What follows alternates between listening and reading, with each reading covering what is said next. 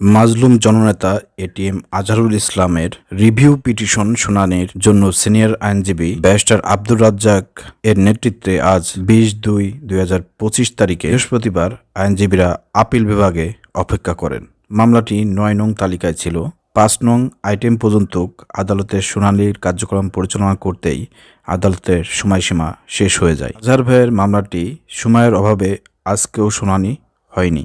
সকাল ৯টা থেকে ১টা পর্যন্ত আদালতের শুনানির অপেক্ষায় বাংলাদেশ জামাত ইসলামের আইনজীবীরা অপেক্ষায় ছিলেন।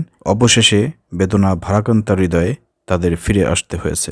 আগামী শুনানির জন্য অপেক্ষায় থাকতে হচ্ছে। প্রিয় দর্শক, আপনারা জানেন যে এই যে মামলা শুনানির রায়কে কেন্দ্র করে বাংলাদেশ জামাত ইসলামী সারা বাংলাদেশে যে বিক্ষোভ মিছিল করেছে এটিএম আজহারুল ইসলামের মুক্তির জন্য, এই বিক্ষোভ মিছিলটি আমার মনে হচ্ছে না যে সফল হয়েছে। যদি সফল হতো তাহলে অবশ্যই সব শুনানি বাদ দিয়ে এটিএম আজহারুল ইসলামের শুনানিটা আগে করে তাকে মুক্তি দেওয়া হতো।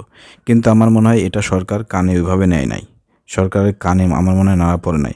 অতএব সরকারের কানে যাতে নাড়া পড়ে সেই কাজ আমাদেরকে করতে হবে। ইনশাল্লাহ আগামীতে আমিরে জামাত হয়তো সরকারের কানে যাবে, সরকার যাতে নাড়া পায় এমন কোনো পদক্ষেপ, এমন কোনো বিক্ষোভ মিছিল, এমন কোনো কর্মসূচি ঘোষণা করবেন। আমরা সেই অপেক্ষায় থাকলাম। আসসালামু আলাইকুম রহমতুল্লাহ।